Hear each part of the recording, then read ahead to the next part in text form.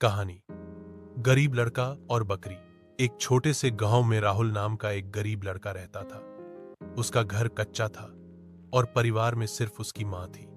पिता का देहांत बचपन में ही हो गया था। घर चलाने के लिए उनके पास बस एक बकरी थी। हर दिन राहुल सुबह उठकर बकरी को चराने ले जाता। मां उसके दूध से थोड़ा बहुत दही और छाछ बनाती और पास के बाजार में बेच देती।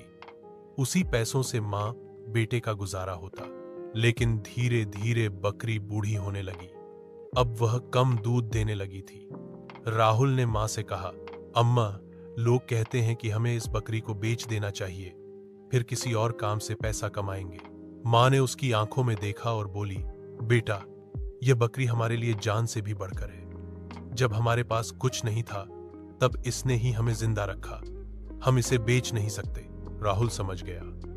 उसने ठान लिया कि चाहे कुछ भी हो, वह मेहनत करेगा और मां और बकरी दोनों की देखभाल करेगा। एक दिन गांव में मेला लगा।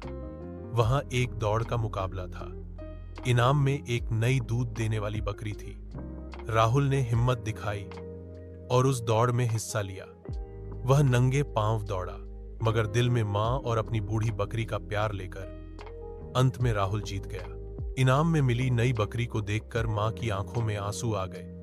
उन्होंने पुरानी बकरी को गले लगाया और कहा, देख बेटा, जिसने हमें पालकर बड़ा किया, उसी की दुआ से आज हमें नई बकरी मिली। उस दिन से राहुल, उसकी मां और दोनों बकरियां मिलकर खुशहाल रहने लगे, क्योंकि असली दौलत सिर्फ पैसा नहीं, बल्कि प्यार, मेहनत और आभार होता है।